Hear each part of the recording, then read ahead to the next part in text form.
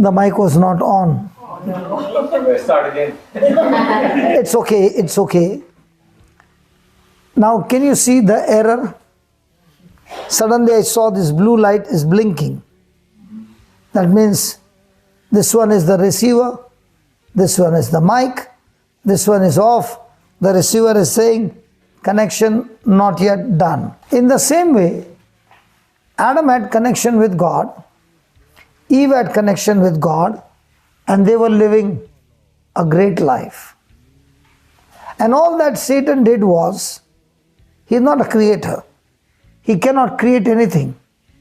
But he has got something extremely powerful, and that is, he can tell lies. And he can tell lies in such a way that it looks like the truth. And that's how he deceives. And that's how he deceived Adam and Eve. Never forced them, never touched them, only spoke words and deceived them and said, if you eat this fruit, you will become like God. And not knowing the consequences, he fell into the trap, ate it, gave it to a husband, he also ate it, and they did not realize by disobeying or disconnecting with God, they would lose all the goodness that God had given to them absolutely free. The same thing is happening in our life as well. God wants us to experience His goodness, His mercy, His grace, everything good in our life. But the question is, the knowledge that we get, is it from the Bible? Is it from one another? Is it from the television?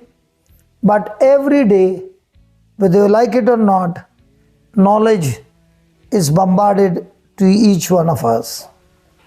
And if that knowledge is wrong, then even though you are on the right side, that knowledge has the power to take you on the life of self-destruction.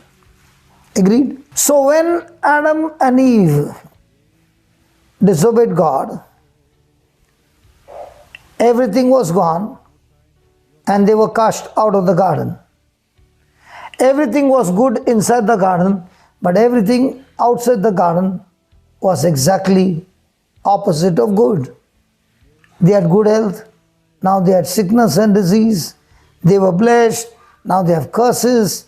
They were rich, now they are in poverty. Everything became a curse. And after that, every child born is not born inside the garden, is born outside the garden, and therefore the nature of man became extremely evil. And John 3:16 says, God so loved the world which is in corruption, He loves you and me, and to save us, He has to do something. He has to send His Son as man. And His Son has to take the whole test, just like Adam and Eve were tested. And in this test, He has to respond with complete obedience to His Father without a single sin.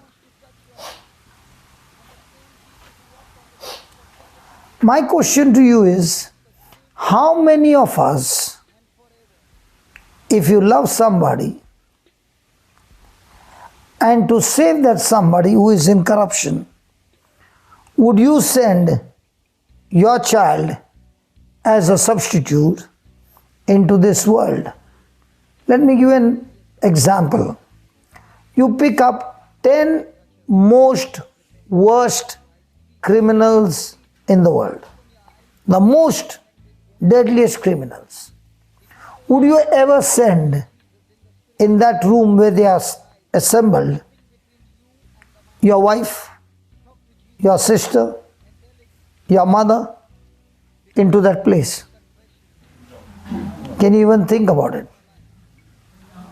Now please understand, when the Father is going to send His Son, there is not one person who is a friend of God, every person is a rebel, and every person, through the disobedience of Adam, has inherited the nature of Satan. The Father knows, when I send my Son into this world, the world will treat my Son so very dangerous, and yet He wants to send His Son, Jesus. And the test is that because we have broken the law of heaven, there's a demand on us, a death penalty. And the death penalty is not just a death, but tortured and punished on the cross. And that is only the physical part. After our body dies, we are doomed to go to hell, where we are going to live forever, but in torture and torment, in fire in hell. And God doesn't want any of His children to go there. God never ever created hell for mankind. He created hell for Satan and the evil demonic forces. But it is man who decided to rebel against God, reject God, and accept Satan. And that's why it is man's decision to go to hell, not God's. Did you understand up till here? So the battle is this, that Jesus has to come to this planet Earth as man, complete man. But He can only come as man, complete without corruption, only if His birth is not by a human father. What is so special about a human father? It was Adam who disobeyed God. Because God had given instruction to Adam not to eat the fruit of the trees of the tree of knowledge of good and evil in the Garden of Eden. So when Adam rebelled, sin came into the world, and then the nature of sin, the nature to rebel, has come into every child born of a mother's womb with a sin nature. So if Jesus has to come to this planet Earth, He cannot come with sin nature, because He also will be a rebel. So God has to bring Jesus into this world. But He has to bring Jesus into the world without the sperm of a man. And that is why God sends Angel Gabriel to talk to Mary and gives Mary the word. I'll show you what is this word. Look at Luke chapter 1.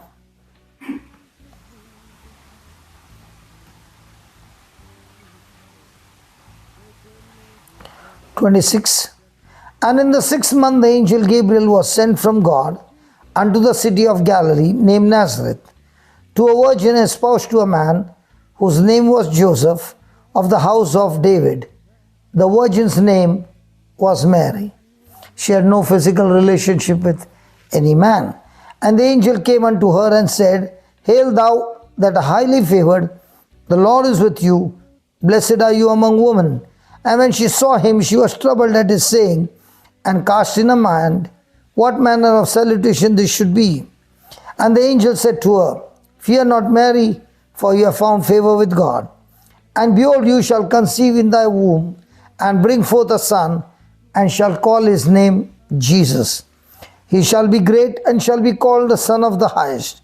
And the Lord God shall give him the throne of his father David.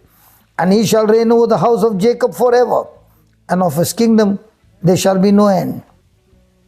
Then said Mary unto the angel, How shall this be, seeing I know not a man? I have no physical relationship with any man. Now here's what the angel says. And the angel answered and said to her, The Holy Ghost shall come upon you, and the power of the Highest shall overshadow you.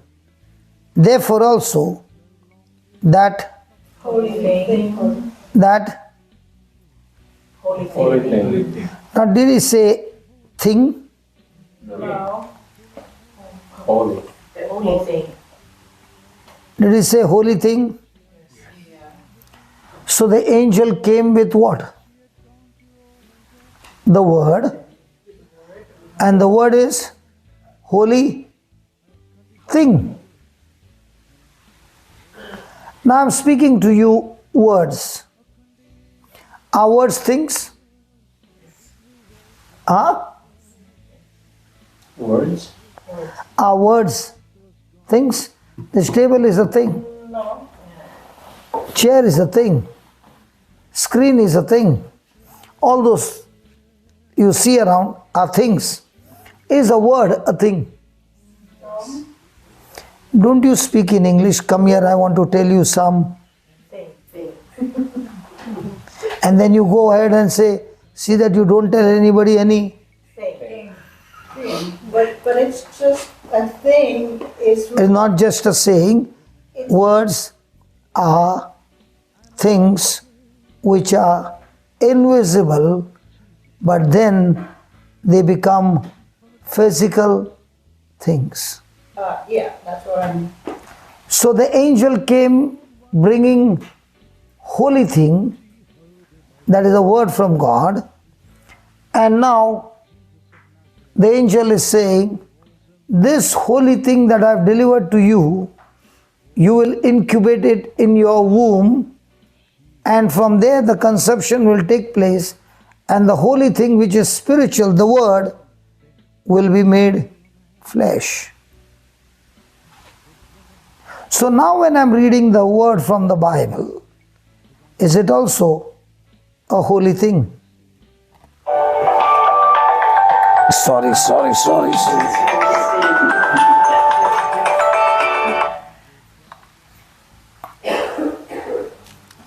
Is it a holy thing?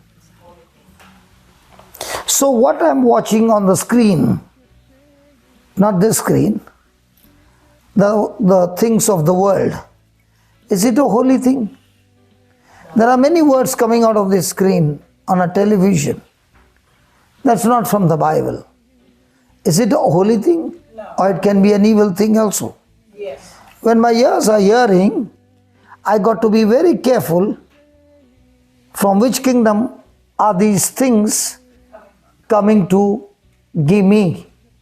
And if I am attracted to those things, then like Mary, who received the thing, she cherished it, and from that holy thing came flesh. Jesus is born. So what's the difference between Jesus born from Mary's womb and we are born from our mother's womb? From our mother's womb, when we were born of the sperm that came from Adam. But when it was Jesus' birth, there was no sperm. There was no relationship with Joseph. She is a virgin. She received the holy thing, and the power of the Most High God, the Holy Ghost, came and fertilized that thing, that it was made into flesh. So here is man with a sin nature that came from Adam. Here is a man without sin nature that came from God. Are you following this? Yes. So God so loved the world that He gave His begotten Son. For God so loved the world. Now this world is holy or sinful? Sinful. And He has to come into this sinful world and sacrifice Himself willingly. Become a substitute for all of us. And only by being a substitute and a representative of us, He is able to set us free. So who takes the punishment? Jesus. Who takes the curse? Who takes the death? Who takes the sickness? So every evil that we receive from Adam, Jesus has taken it on himself. And that's why the Father gave his only begotten Son. Now did he say whosoever prays to him? Look at this word. He said whosoever, what? Believe it. Now believe what? Whatever Jesus has done for me on the cross. Now my question is, when it comes to our relationship with Jesus, okay, do we think about what we did or do we think about what Christ did?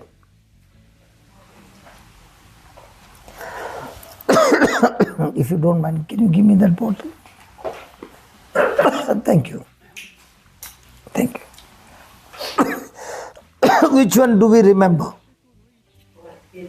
Really?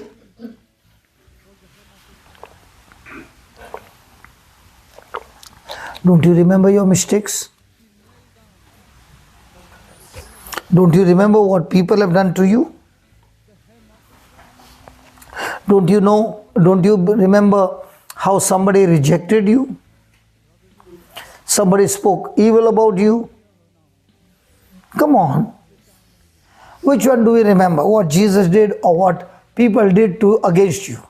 Well, most people remember the not so nice things, the life that he or she had lived so far, and not really the Word of God or Jesus. So you remember the bad things. Well, both good and bad things. Because But now if somebody insulted you today, at night what you will be thinking? probably what's that happened. Yeah, that's exactly. So why are we thinking that? A fallen nature, okay. So when you believe, for example, the doctor gave you a bad report, which is a fact. Will you think about it? Yeah, How many times? a few times. Few times, my God.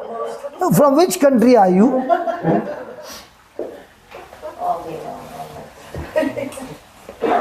So now, why are you thinking on those things? Well, that's what you believe. Well, if it's a bad report from the doctor, then it's going to really affect your life, your everyday life since that day or since that time. And so you think about it and you think about what you can do or what you cannot do based on So do you think about what Christ did for you? Yeah, going back to your question earlier, most people, and my answer was, most people think of what was done in the past and recent past, both good and bad, and not so much with what Christ Has done.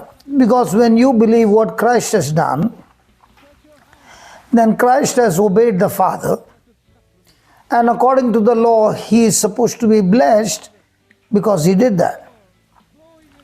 But when he died as a substitute.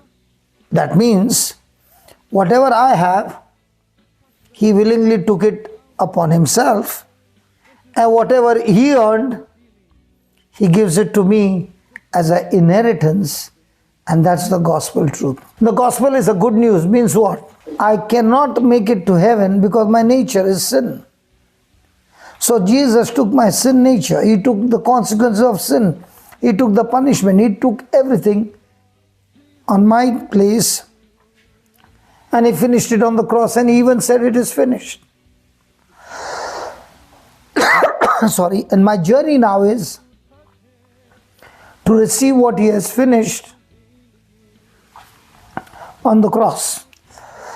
I don't know. So everyday challenge is, do I think about what I did or what I do, or do I think about my substitute, Jesus, what he has done and accomplished for me? And those who believe that what Christ has done, These are the people who will experience everlasting life. And that is the challenge. Because what you do, you know, and you know, because you have seen it, you have experienced it, you have heard it. But what Jesus has done is all about things not seen. There is no physical evidence about it. Is that right?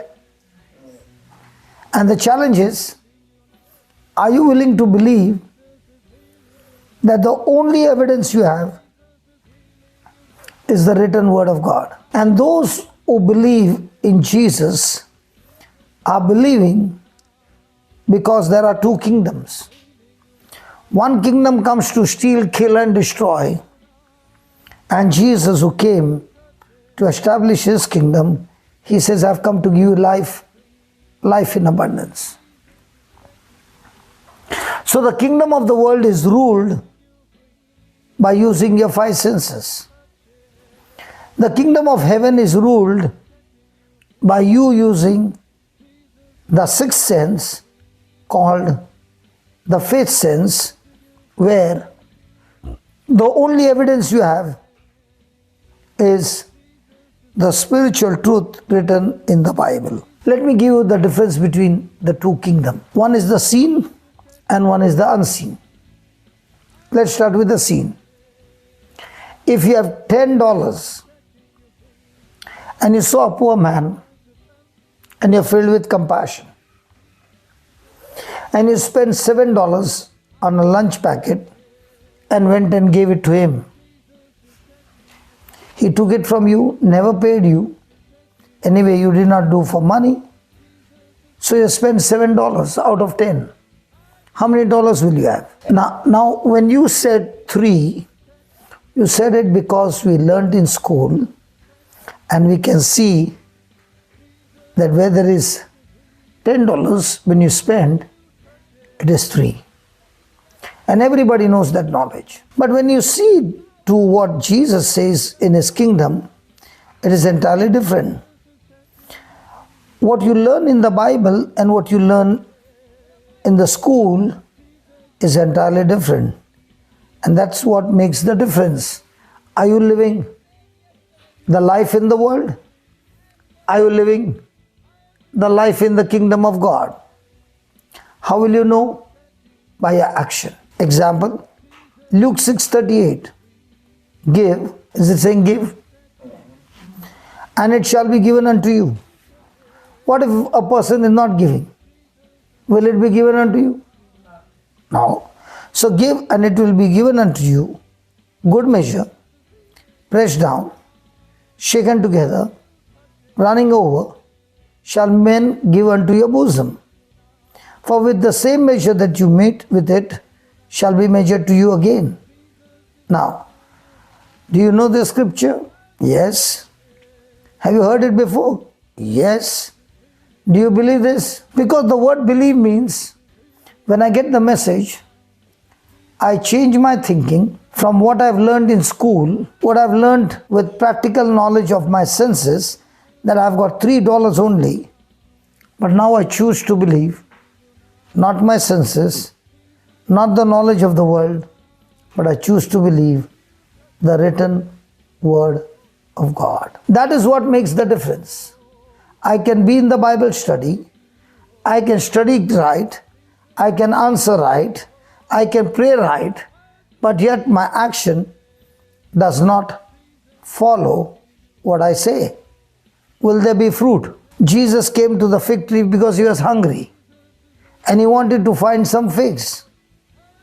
But he went there to search for figs. He found nothing but leaves. So am I also a fig tree full of leaves but no fruit? Fruit comes when a person believes and follows by action.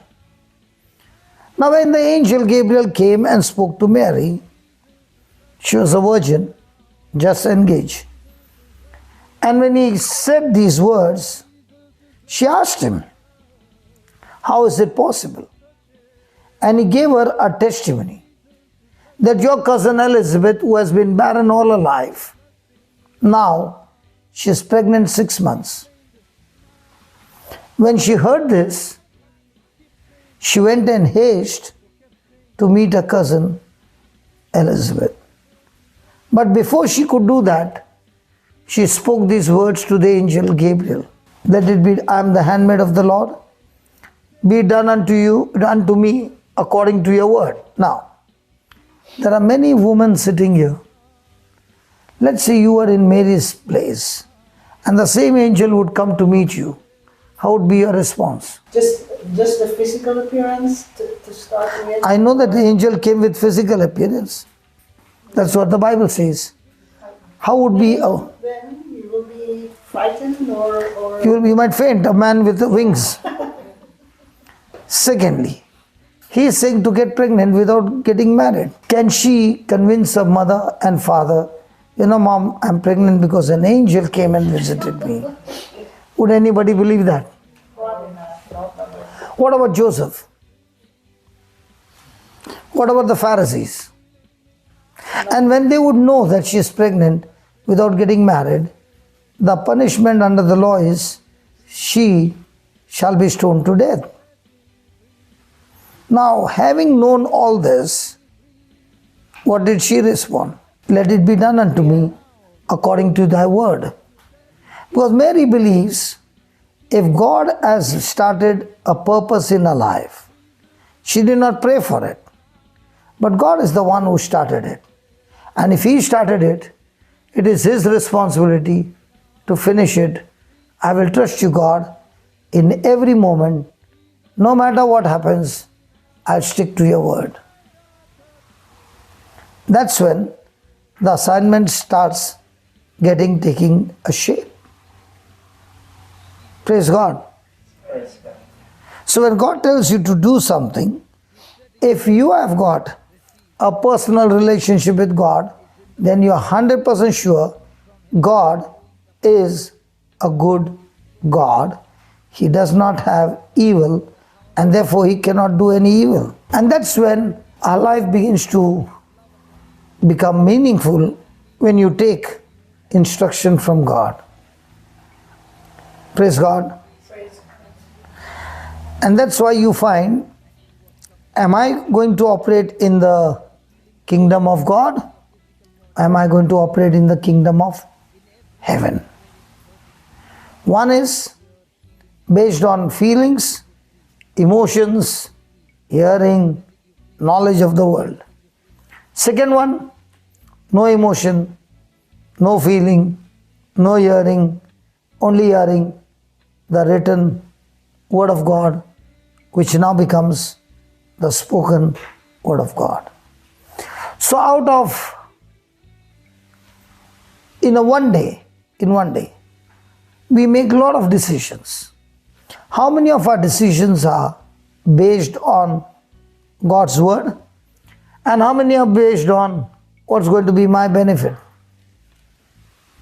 Mostly the second one. So when Mother Mary made that decision, was it about her benefit or was it about God's plan?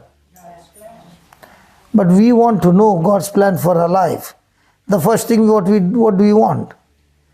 Let God's plan be all in my favor. Isn't it? Always we are praying, God, let your will be done. And if something goes on the pressure on the negative side, get behind me, Satan, in Jesus' name. Let's take, for example, Joseph. He's 17 years old. Did everything go well with Joseph in his initial years? No. He's sold as a slave, right? Is he angry with his brothers? No. Why not? If you are sold as a slave, you die a slave. Won't you be angry? The dream from God. And Rose, right? Yes. Have you told your people not to talk to me? Oh, okay. Can you tell them to talk?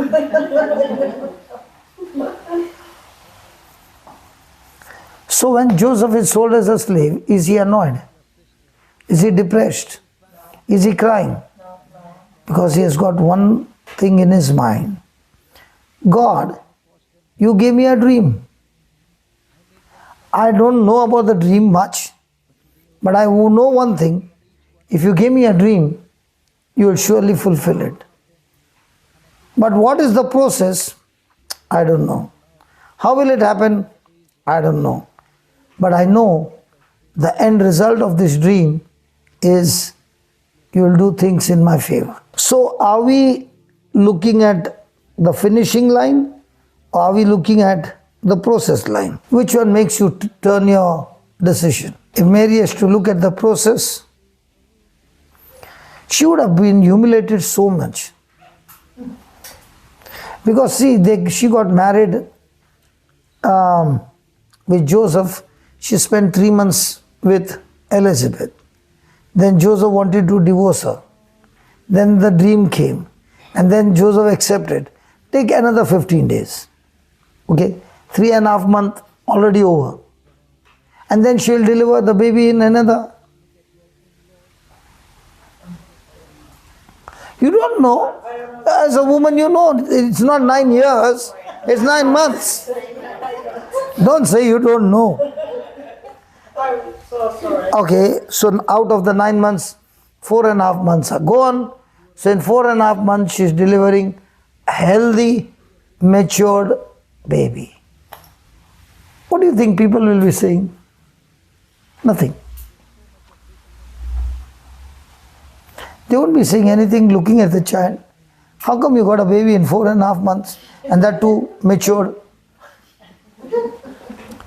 In those days there were no newspapers, so nobody would know. No internet. No internet, so nobody would know. Would the story reach far and wide? Out of the mouth? So right from the beginning, she is humiliated, insulted, rejected. But did she ever speak a word against anybody? Did she ask God, God, why are you punishing me? She believed one thing.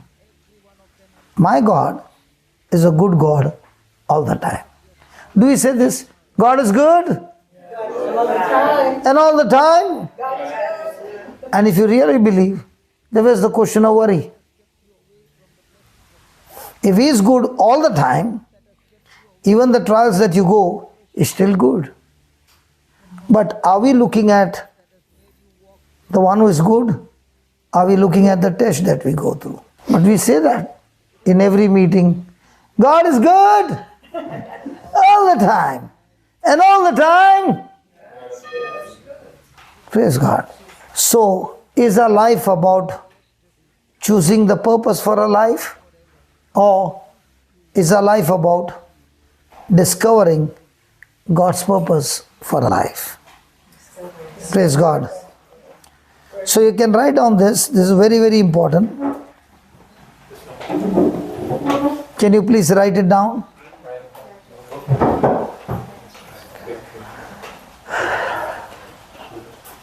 Can you please write it down? God has a specific plan.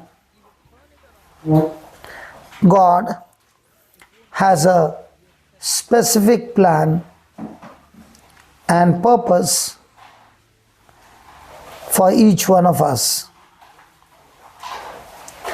God has a specific plan and purpose for each of us. And He has divinely equipped us to carry out our God-given assignment. Therefore, we do not get to choose.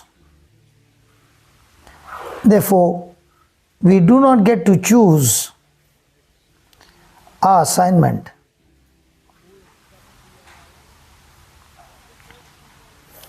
Instead, our job is to discover.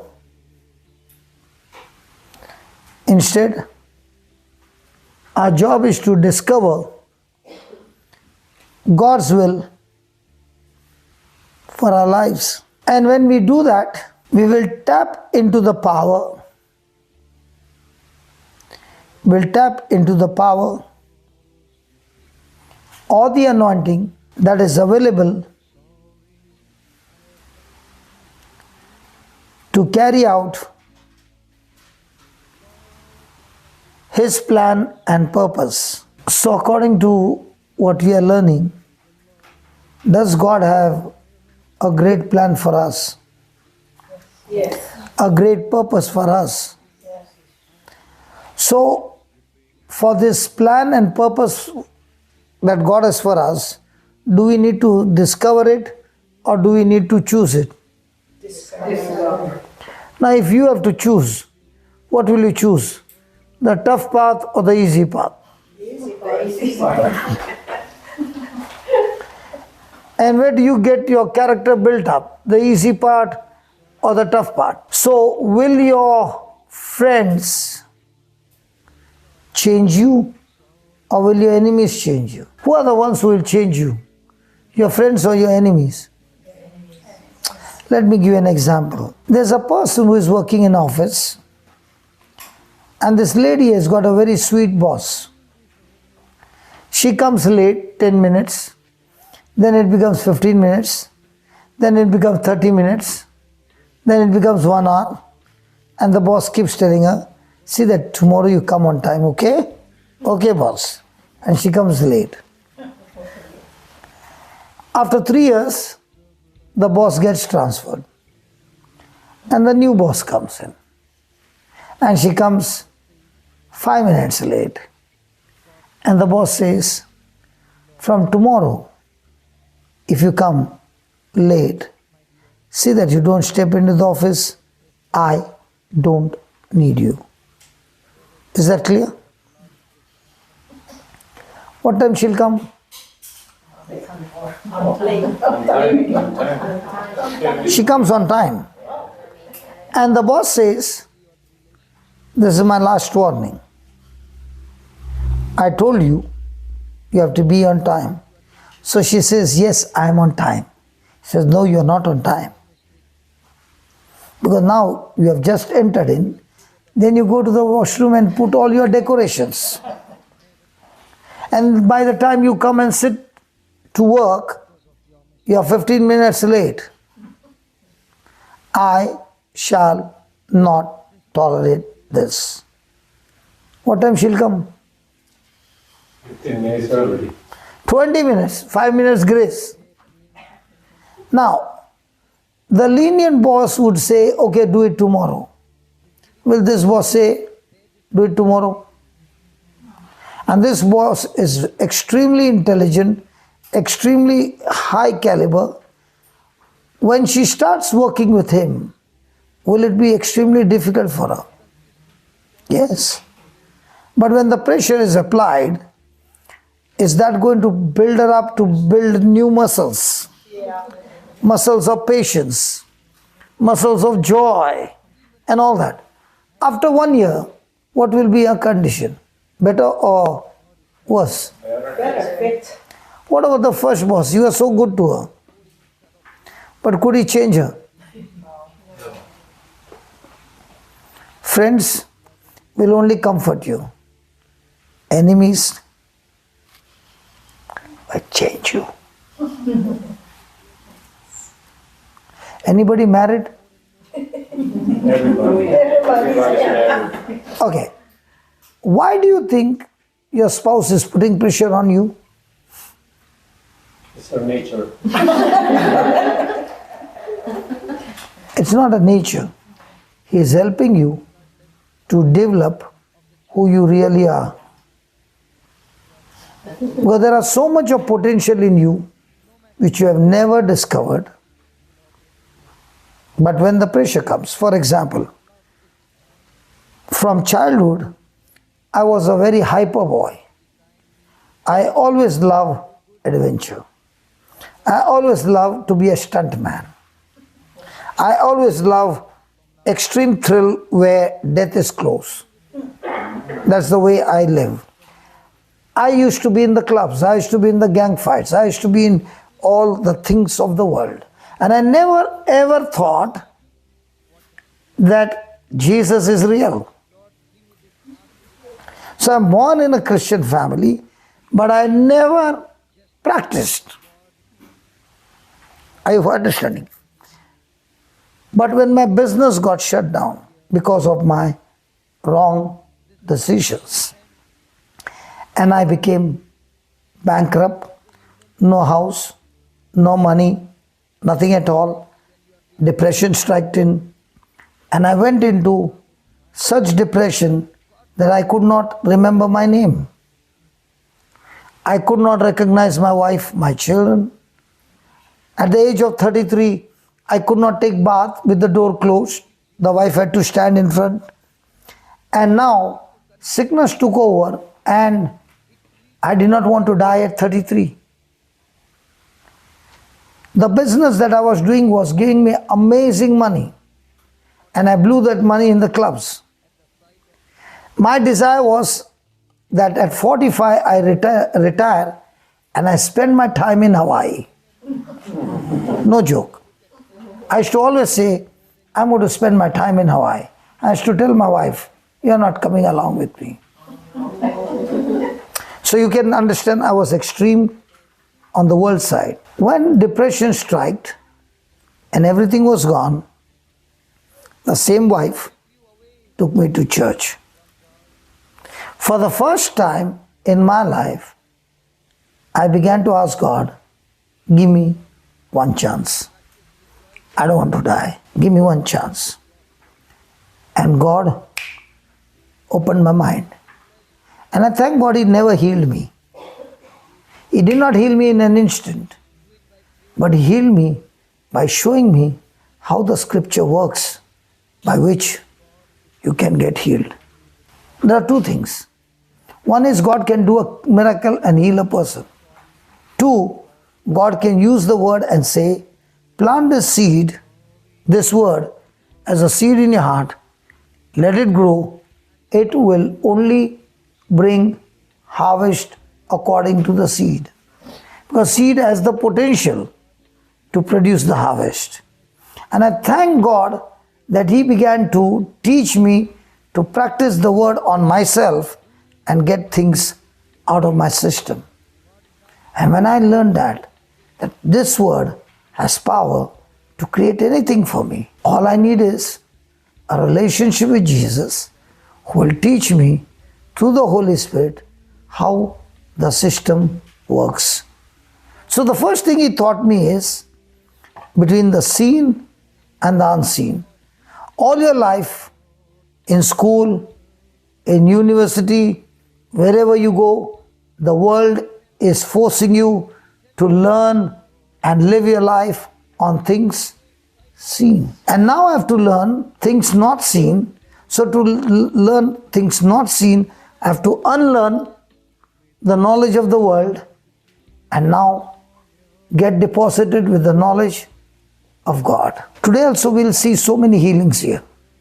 I'll not leave this door without the healings. And the healings will not take place from my hand. My job is to teach you to change from seen to unseen, and the same word works for everybody. You got a Mac, right? If there is an error,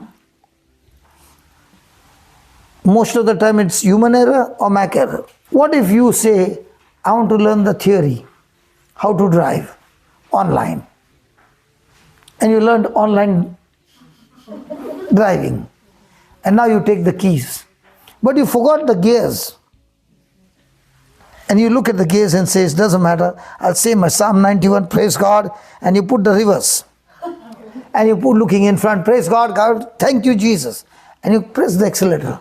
The car will go which side? And you bang the wall. Now, did you bang the wall or the devil did that? But whom do we blame? So in a marriage, how many reverse gears do we put on one another? And then we come to a conclusion, I just can't live with him anymore. Listen, all these years, the seeds that were planted were the wrong seeds in a relationship.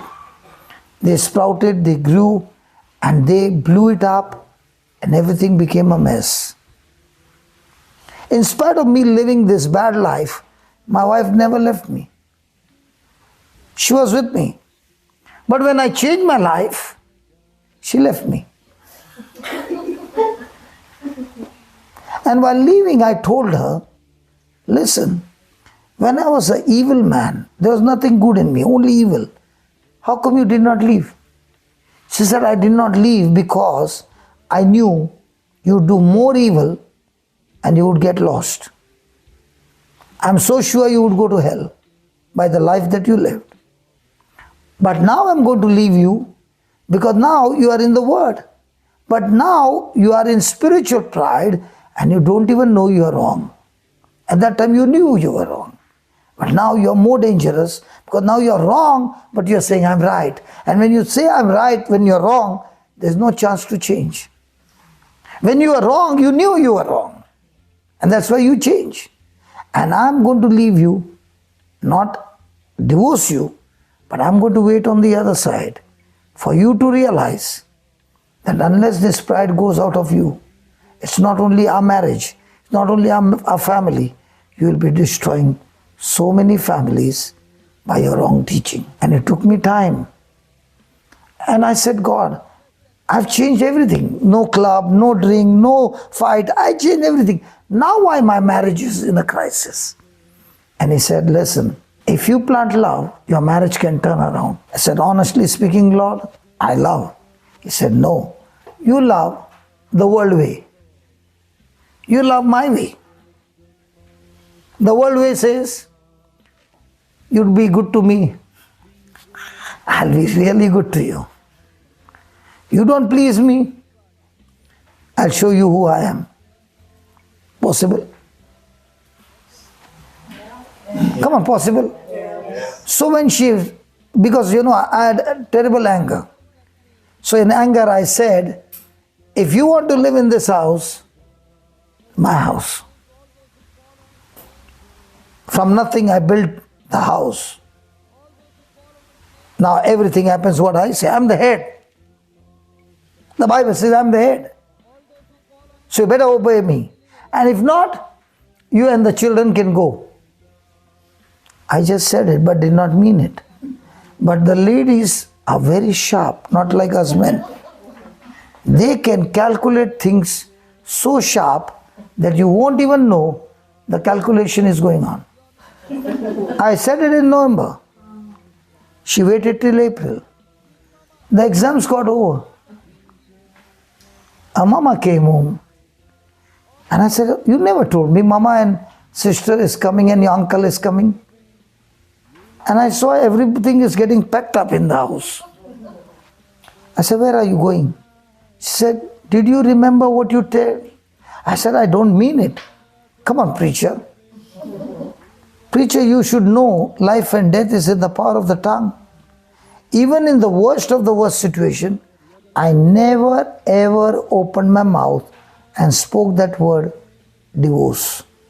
It's a demonic spirit word. I never ever opened my mouth and I said the word separation. It is you who planted the seed. I never planted the seed. I still love you. I will wait for you. Only when you change, then we can be together. So I said I can use my faith. Praise God. Faith moves mountains. So faith will move her. Praise God. Do you want me to continue the story? Yeah. Look at that. You want to hear the other people's story.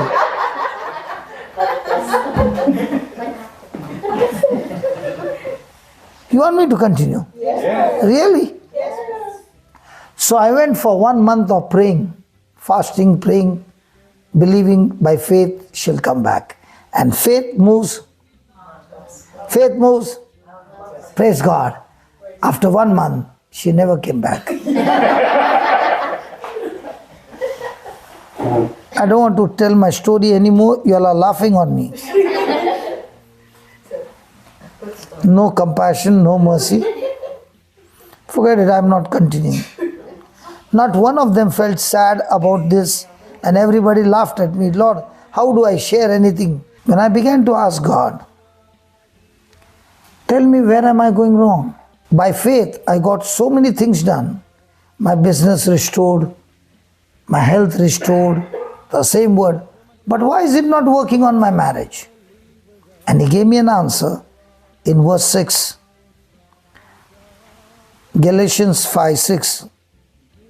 Should I continue? Yeah, go ahead. Okay. Can you read that? For in Jesus Christ neither circumcision availeth anything, nor uncircumcision, but faith which worketh by love. And he said, listen, your whole Christian life is based on the foundation of love. I said, Lord, if I don't love my wife and children, why should I go for 1 month fasting and praying, leaving my business? He said, that's not love. So I said, what's love? He showed me in 1 Corinthians 13, the charity is love. Love suffers long, love is kind, love envieth not, love wanteth not itself. Love wanteth not itself. He said, tell me one thing. In your relationship with your spouse, whatever you desire, do you want it your way? I said, yeah. He said, that's not love.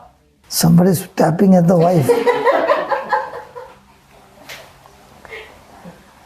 And I said, Lord, what do you mean by love? He said, there are 4 kinds of love. One love is between the family, parents and the children. Second love is between husband and wife. And in this love, there is no third person. Because in this love, there is physical relationship as well. And in this love, there is only the husband and the wife. The third love is between friends. And the fourth love is between God and man. And then he said, the first 3 love is human love. You have to really perform well to experience that love. If you fail in your performance, love will not continue. And that's why you are in trouble. You practice the God kind of love, which is only one-way love. Human love is two-way love.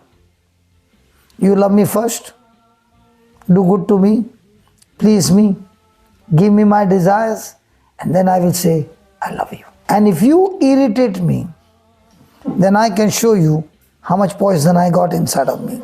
Possible? So love does not insist its own way. Love does not seek it our own way.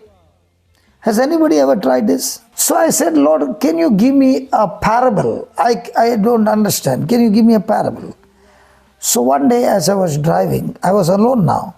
She had gone. And I was preaching in so many places. And I said, God, give me a solution. So I am coming from India, okay?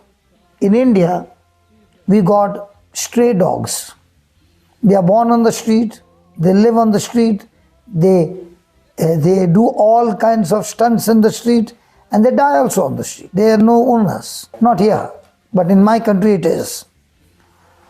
So as I was coming, I saw one stray dog at the side of the road with his eyes open looking at me, and I was in the car.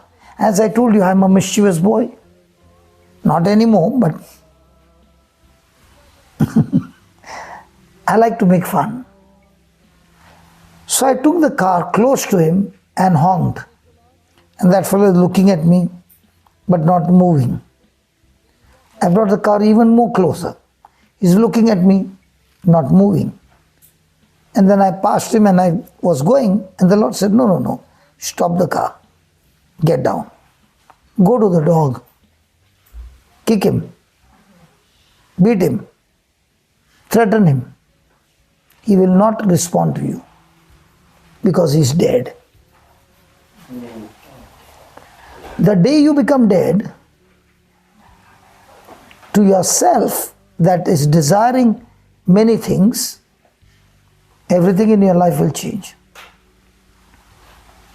So the dead dog taught me to be dead to emotions.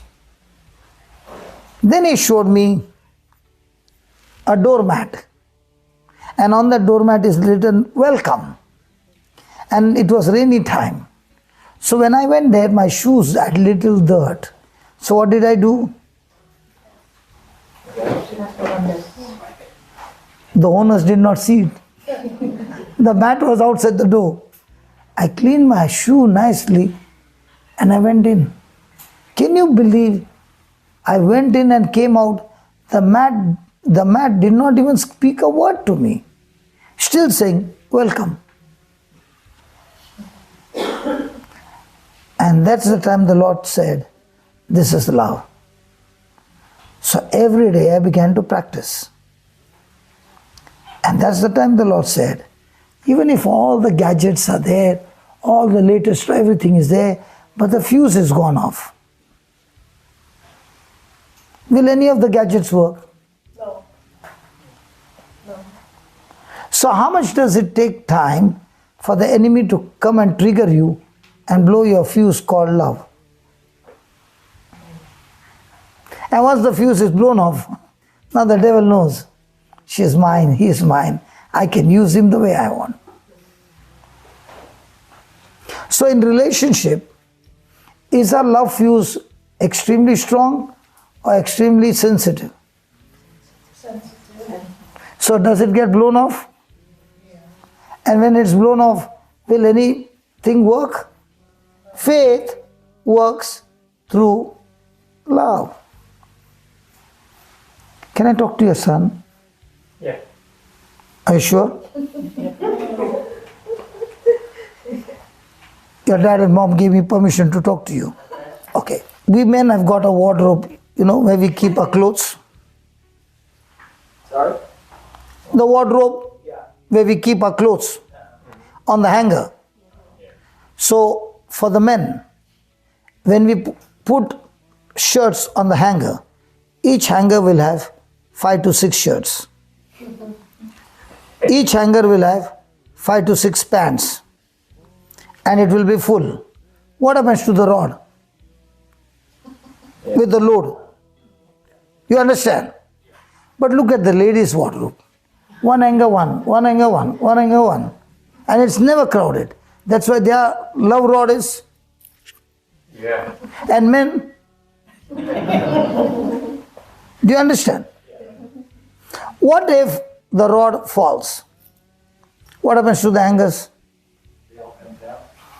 So then you start praying, Father, in the name of Jesus, rod, go back to your place. Hangers, go back. In Jesus' name. Hallelujah, hallelujah, hallelujah, hallelujah. Will it go? So you have to fix the love rod. That's why we men, our rods are always fallen down. Ladies, never fallen down.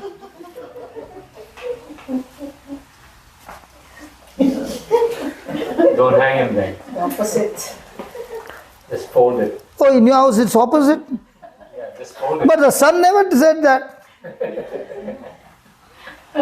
He's saying, I have to go home, brother.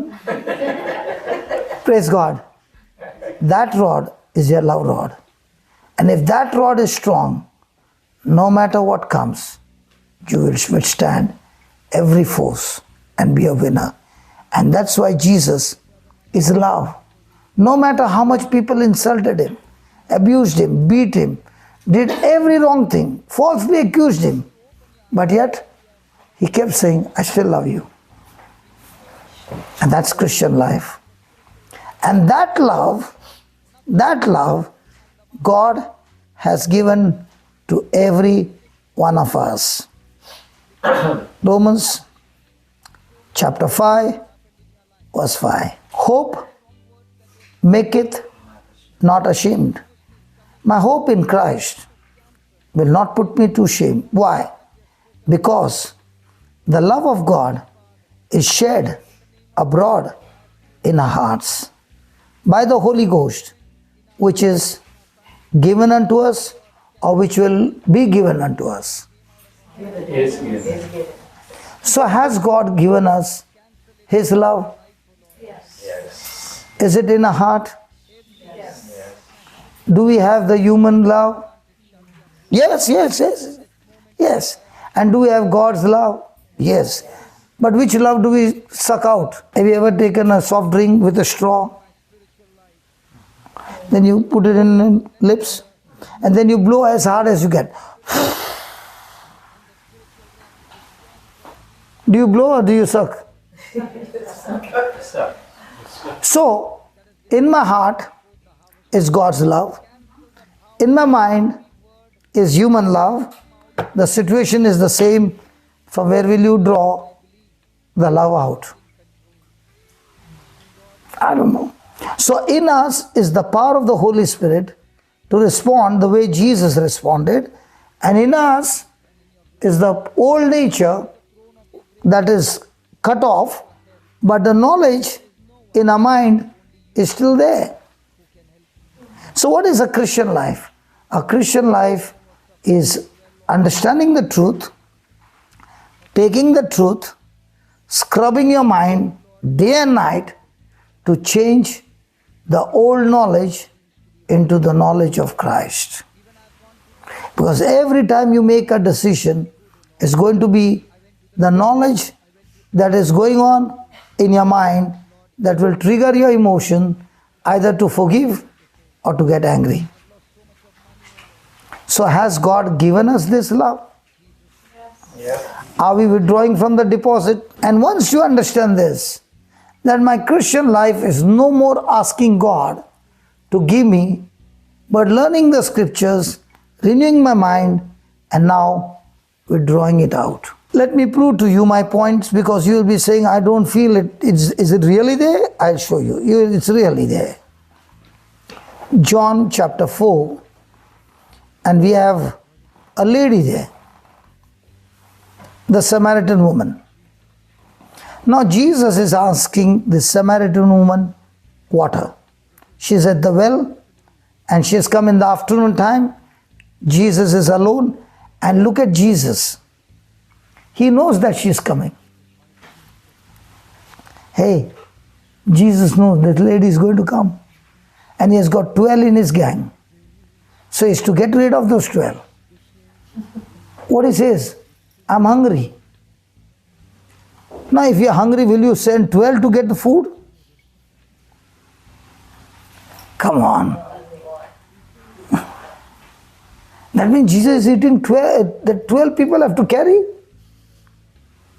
He sent them all so that he can be alone with that woman. Because if Jesus is talking to that Samaritan woman, the apostles will also start talking to each other. Because according to their custom, a Jew will never speak to a Samaritan. Because Samaritans are those Jews who have got intermarried.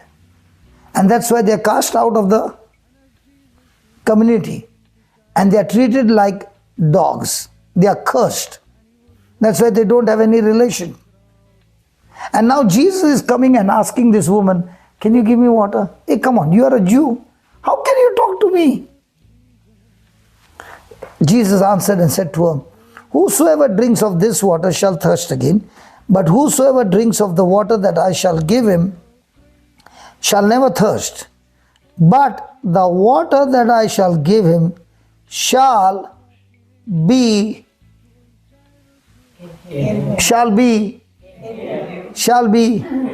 in him what?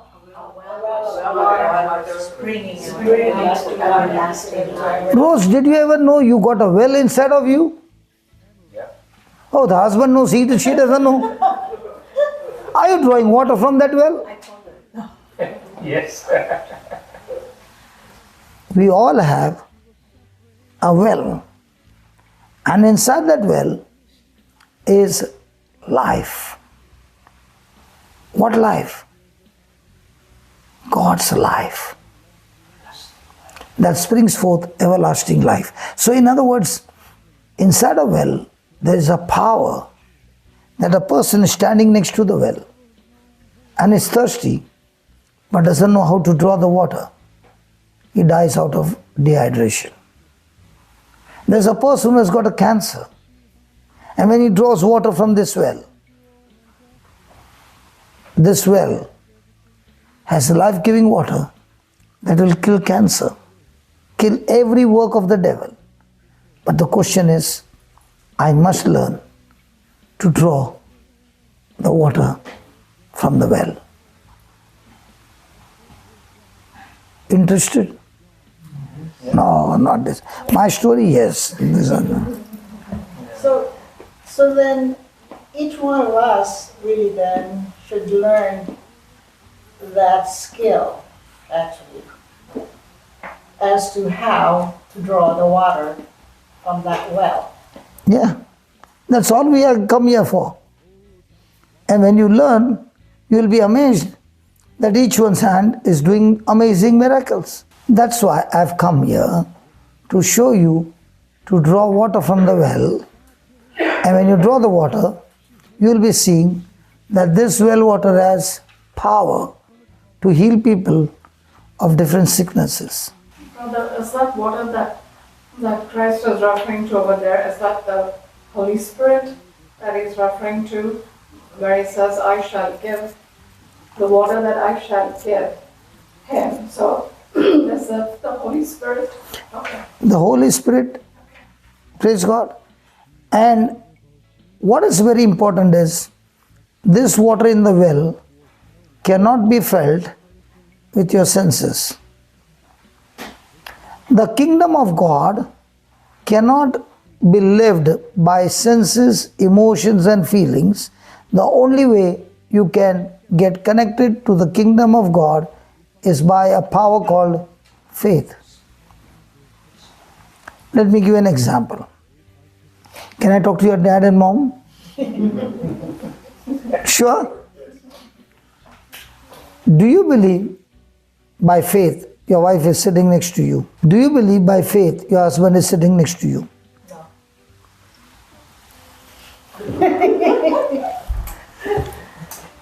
Now do you see, son? Dad is saying, I can see mom sitting next to me by faith. Mom is saying, I can't see my husband sitting next to me by faith. This is confusion. I don't need faith to see. He's right there. I can see him by my senses. He's already broken. You broke his heart. But let me tell you, she's right. And you're wrong. I know. Why do you say I know? The wife is always right. I'm always wrong. I'm always wrong. Okay, I'll tell you why. Whenever you need faith, there has to be no physical evidence. If you can see her, you don't need faith. Your senses can see that she's sitting here. When you want to go beyond the physical, into the spiritual, into the unseen, you need faith. And you get faith from the document that's written in the Word.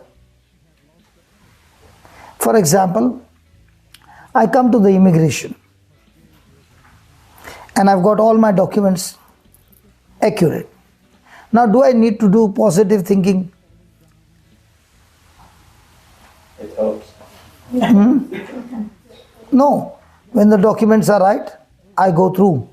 Now, I don't have documents and now I'm doing positive thinking. Try that and see whether you will get through. Bible is not positive thinking. Bible is a document given to me by the Creator who never fails. Are you following? So when he said there is a well inside of me, okay. Have you ever seen your face with your eyes? Have you seen your face as a reflection? Reflection. So how can you recognize this is my face? Because you have seen the reflection in a mirror. In the same way, the mirror can show you physical things. The Bible is a mirror that can show you spiritual things. So the mirror says you got a well inside of you, and this well has power to give you everlasting life, victorious life. Praise God. So what is the use of a well when you can't draw water from the well? What is the use of this laptop when you don't have the software? So no value. It's only going to be paperweight. Yes. So are you all agreeing that there is a well inside of you? Yes. So let's see how to draw the water from the well. Let's go and ask the Lord, Lord, tell me how to draw water from the well. Isaiah 12 verse 2. Behold, God is my salvation. I will trust and not be. Have you heard the word trust before? What is trust? Is trust and faith the same?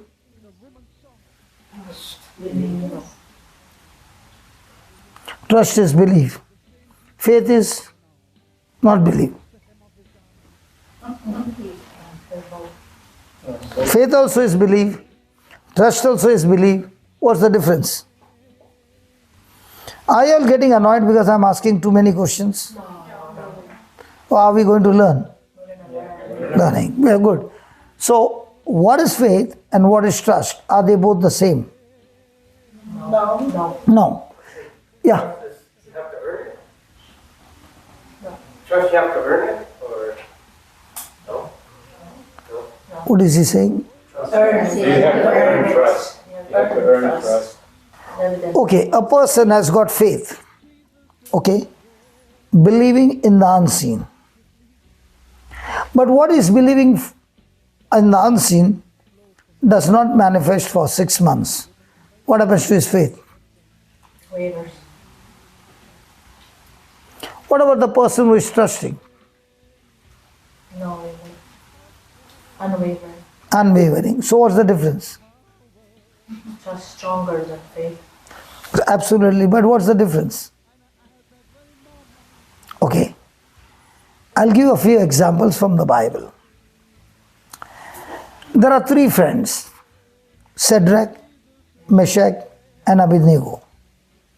The king says, when the music shall start and the trumpets are blown, every person in the country has to bow down to the idol, the golden statue.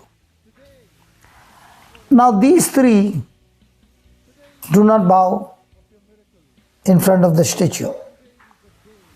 So the king says, I'll give you one more chance. If you don't bow, I'll throw you into the furnace. So the music is played, they don't bow down. They say to the king, listen, king, if our God is able to save us, praise God.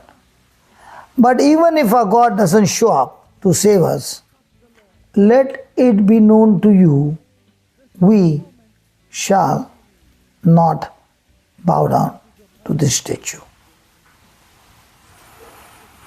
When the king hears it, he's so annoyed, he heats up the furnace 7 times. And the soldiers come, and when the door is open, they throw these people, these 3 friends, into the furnace. Now, if I'm going to throw somebody, will I be in front or will I be behind him? Behind you. So when the door is open and they are throwing, those soldiers get burned and nothing happens to them. And they are put in the furnace. And inside the furnace, they are praising and thanking God. And now the king is able to see that we threw 3, but there's a 4th one there. And the king also says, it looks like the Son of God. So what's the difference between faith and trust? A person of faith when he looks at the furnace getting heated up 7 times and is going to be put in the fire, he starts wavering. He can get into anxiety. He can get into fear. But a person who is trusting in God, he is saying, I am not bothered about the end result. I am committed to God, not based on result. I am committed to God because of my relationship with God. Whether I get saved, praise God. Whether I live, praise God. Whether I die, praise God. But my commitment with you shall not change. So what kind of Christians are we? Trust people or faith people? That's why our attention is, God, I love you and these are the promises you have given me. And I believe, Lord, these promises shall come to pass. And they never come to pass. Now what happens? Now we are sad, depressed, fearful. But a person who is committed is saying, I don't care. Now tell me, Paul was a man of faith, a man of trust. Because when any affliction came, it never bothered him. The affliction could not give him any fear. Simon Peter, before the day of Pentecost, was he a man of faith or trust? Simon Peter, before the day of Pentecost, was he a man of trust or faith? Faith. When the pressure came, he denied Jesus.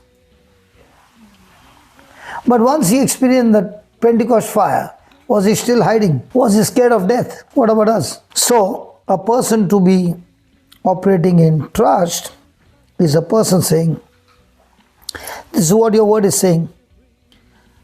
I commit myself to execute what you want me to do. Now, Abraham offered his son as a sacrifice. It was faith. But actually speaking, it was trust.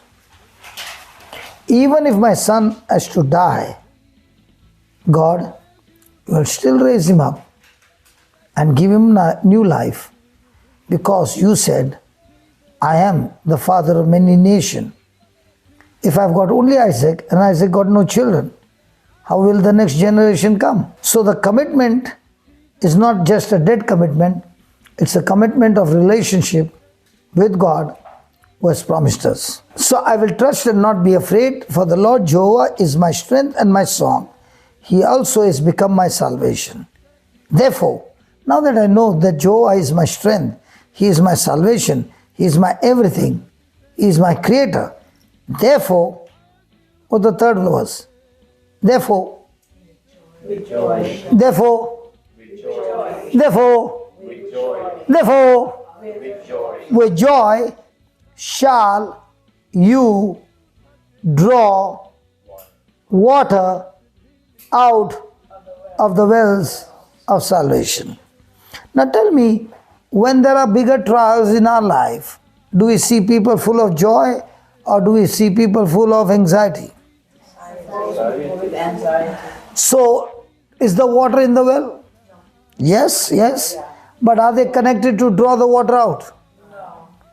So there can be a person suffering from cancer and he has the power inside him that can kill cancer. But is he drawing the power from inside, or is he looking towards heaven and saying, God, give me the power? Where's the well? Inside. And where are we looking? And most people outside. Because we are not looking at the mirror, we are looking at one another. And even when we are looking at one another, are we looking with joy? So what is joy? I hope you all don't hate me. Knowing the end result. I hope you all don't hate me. For every word I'm asking you a question. Because I learned by learning word by word and looking into the mirror, I found my life turn around in no time. What a joy. The sister behind, you look to be very happy. Never the meaning of joy is the happiness. Oh, you are happy, not joyful. Happy. You are happy, Yes. but not joyful. I will be joyful. But now you are happy, but not joyful. That's your spouse? No. That's it.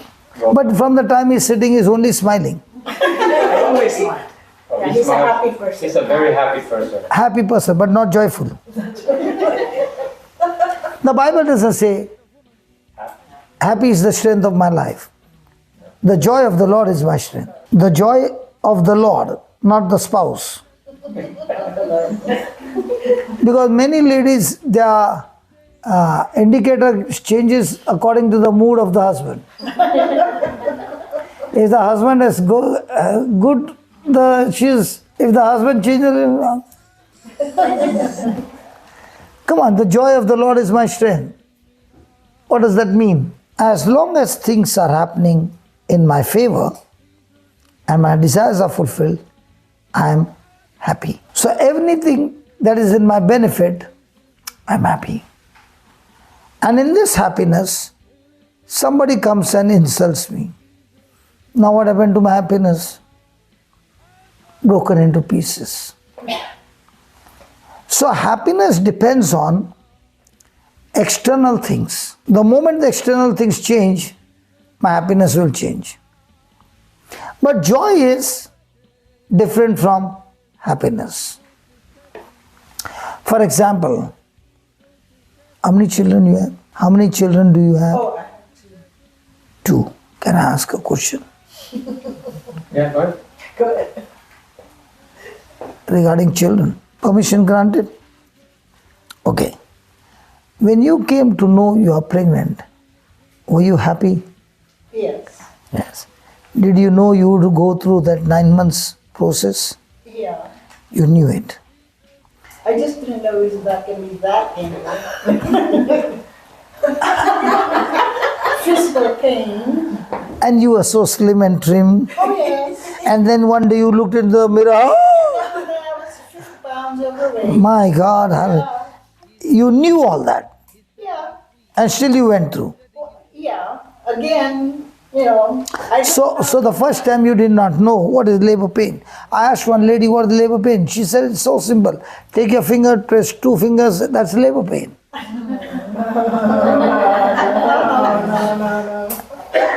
See, none of the men are saying no.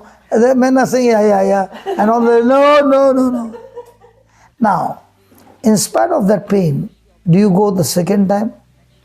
And the third time? And the fourth time? Why do you do that? children. Of that pain? Children. Oh, not you're going to have it 9 months. Seeing them. The joy is that I'm bringing a life into this world and I'm going to enjoy this baby till the end. And that labor pain is a signal to the mom, your baby is matured, ready to come out. In the same way, when we are studying the Word of God and there is opposition and there is a lot of things happening around, it's your labor pain. Hold on to the joy of the Lord.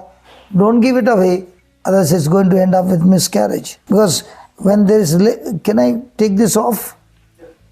Otherwise it will get, yeah.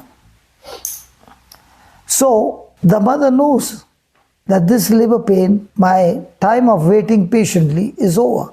Now I have to hold my peace, be joyful, calm, even in the pain. Breathe. Push. How long? How long? 5 minutes? Why are you laughing? 16 hours. 24 hours. A long time. You can take 24 hours of pain continuously, but can't take the husband telling few words for seconds. You are ready to go through that second time, third time, fourth time, because after all that pain, there would be joy. And what was the joy?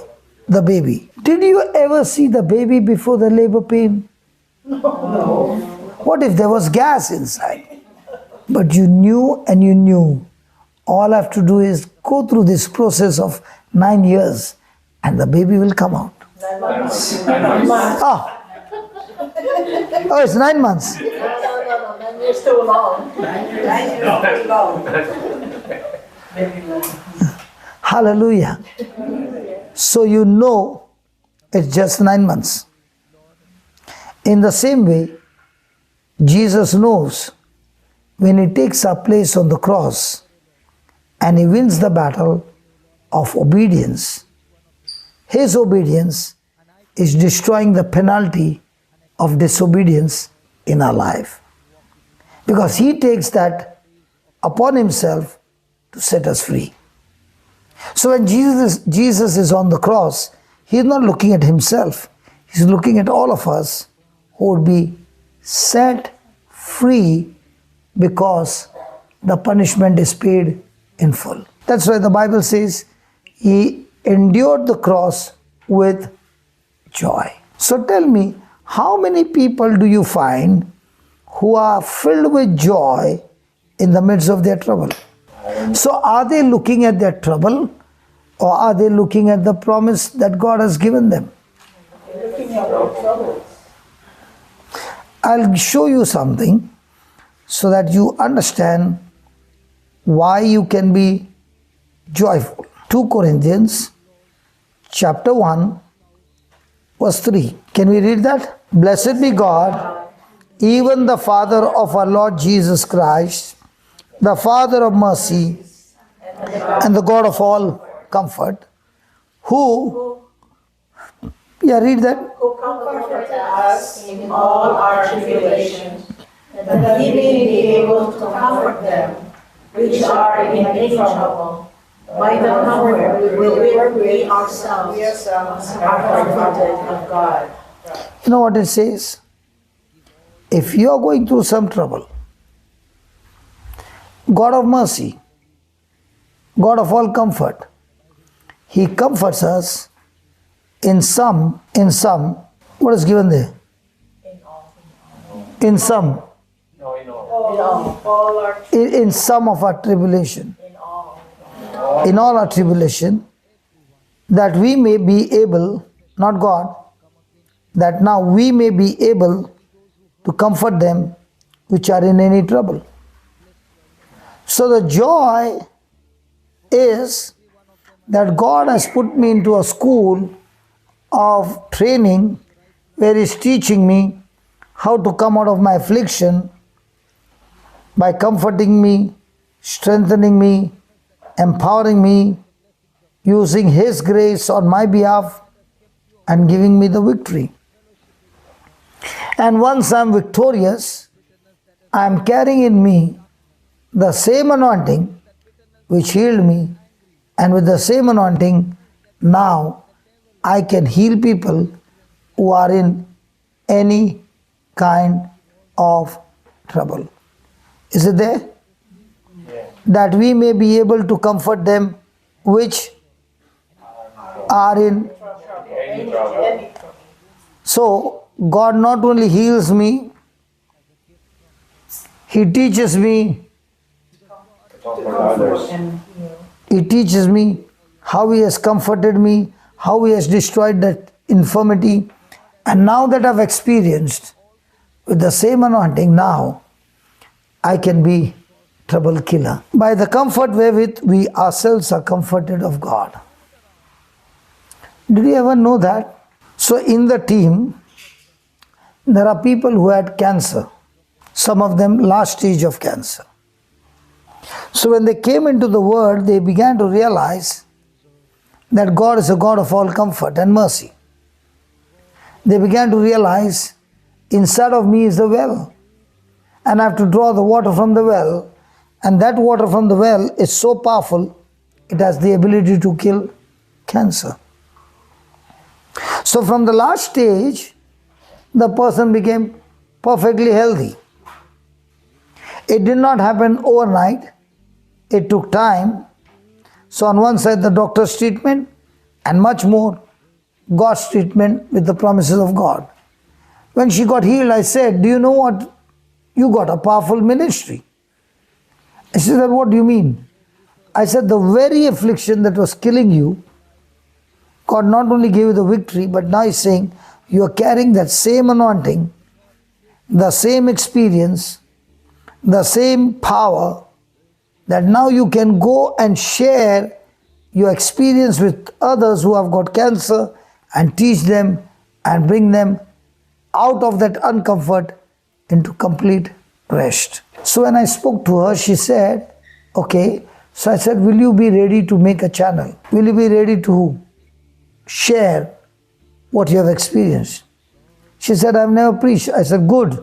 Then you will be depending on the Holy Spirit. And so began the channel, Cancer Killer.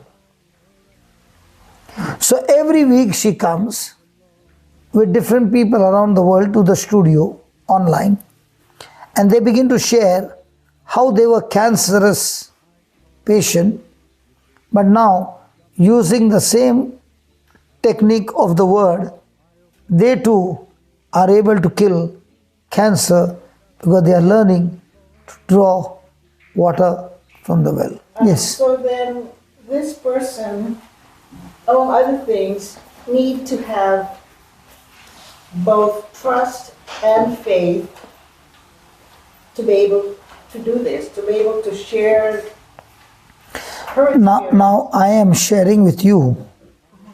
Am I showing you your scriptures and your inheritance, or I'm just speaking? Showing me, The documents. yes. So in the same way, when she shows the documents and teaches them to pray through the document, will the Holy Ghost do the same? So is it going to depend on the person or on her? Who should be in joy? It's the person who's doing essentially the comfort. She should have joy in what she's doing. And impart that same joy Yes. to the other person and say, listen, as long as you got fear, you will be like the people of Nazareth. Jesus could not heal them. So what is the preacher's job? To show the documents and tell the people, this is what God says. Are you willing to believe that? And if you're willing to believe that, the same comfort I've received is the same comfort that you receive, which brings healing. So then the main component is believing. Always it is believing in the new covenant. In the new covenant, it is only believing, not your hard labor. Just believing or Yes, just believing. also coupled with trust and faith, those three things? When you are believing, the result is faith. When you start experiencing faith, now the result is trust. You cannot go to trust directly. You go step by step, and that's when we see the change. The reason I want to preach more is then you will know to tap into the power. Because without the knowledge, nothing will happen. That's why God's word says, my people are destroyed because of lack of knowledge or wrong knowledge. Both. So, if I have the power to heal, then why I'm not using the power? Because I don't know. Write down. And remember, whatever we are writing, we will be speaking the same words to see the supernatural hand of God. The anointing is a divine enablement. The anointing is a divine enablement from God that produces supernatural result.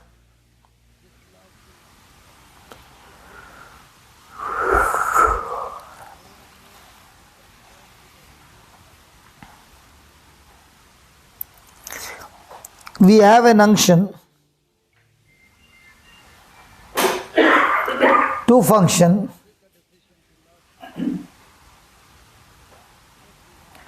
or an anointing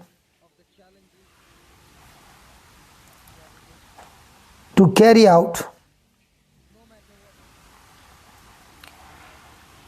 God's specific will. God's specific will for our lives. When God anointed Jesus Christ of Nazareth, what did he do? What did Jesus do when he got anointed? Please read. How God anointed with the Holy Ghost and power, who went about doing good and healing all the oppressed of the devil, for God was with him. So Jesus went about doing good. Why? There were people oppressed by the devil. But why did he go around doing good? He was anointed by God to do good. And what about you? How long did it take for your mother to say yes or no? She has still not told me. Yes and not to what? You know, when I was in Ireland and I would ask them, they would get healed, and I would ask them, are you healed? Their answer is never yes or no. Their answer is maybe. Why is that? I don't know, they never say yes or no. They will always say, The Irish people, Irish people will never say yes, they'll never say no, they will say maybe. So I had this issue and I said, Lord, as long as they are saying maybe, it is a doubt. And that becomes a block. And even after getting healed, they will say maybe. So it's dangerous because they are using a wrong word. So I said, God, how do I deal with this? He said, it's so simple. Ask that lady, are you healed? She'll say, maybe. So you ask her next question, are you a boy or a girl? Maybe. So she'll say, I'm a girl. You say to her, maybe.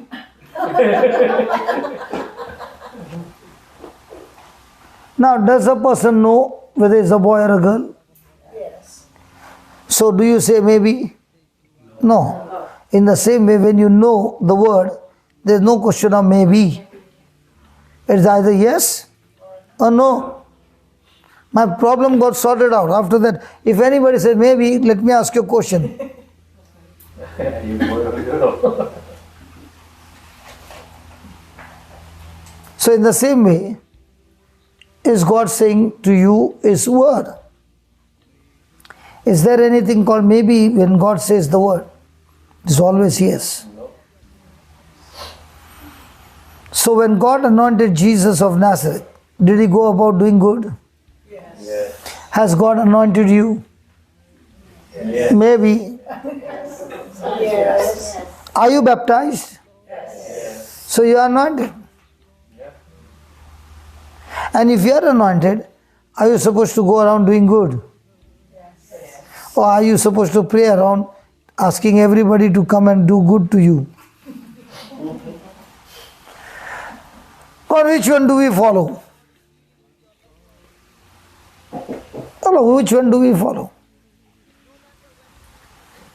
Well, when you're anointed, you do good. you're You know, supposed to. you're supposed to. So are we not anointed? We are. I believe through our baptism. So are we anointed? Yes. So are we supposed to go around doing good? Yes. But do we do that?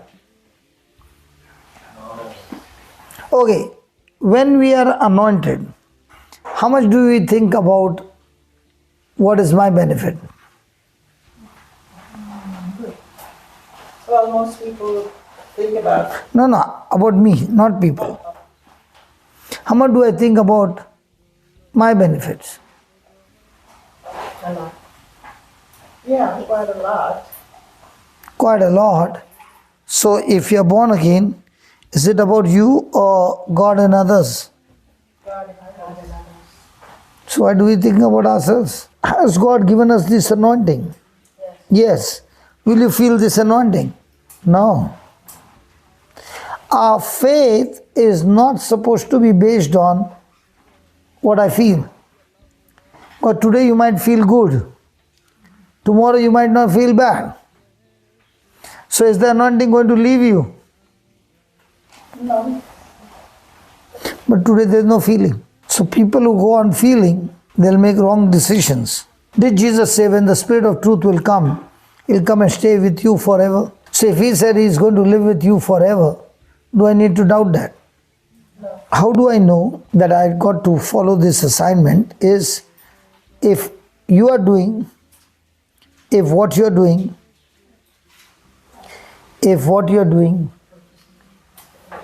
write down, is not producing positive result, if what you're doing is not producing positive results,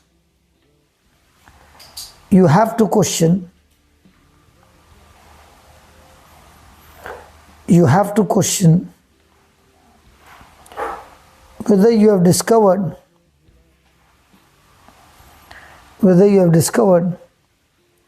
your God-given assignment. So are we people discovering our God-given assignment, or are we praying to God to give us an assignment?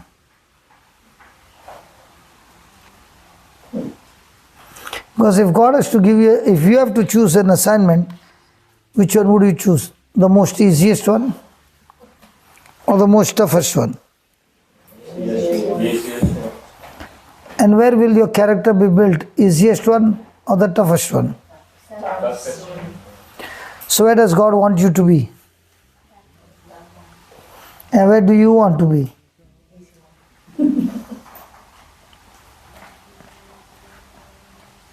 So the more and more character is built, the more and more you bear fruit. The more and more you bear fruit, the more and more you see God's glory.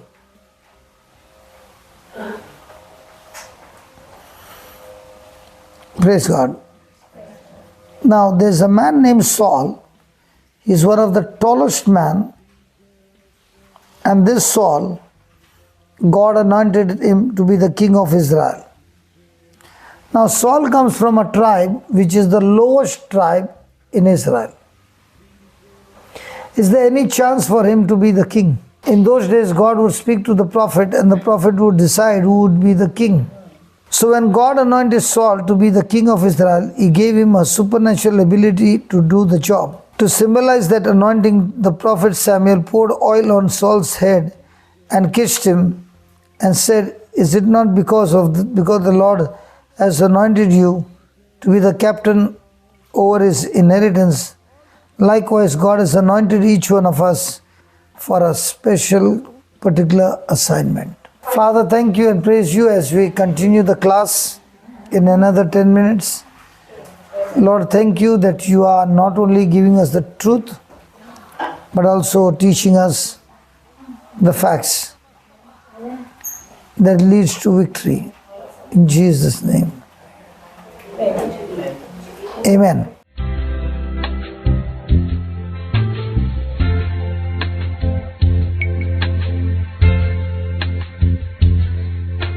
Jesus, the Most High God. Let's all sing that. Jesus, the Most High God.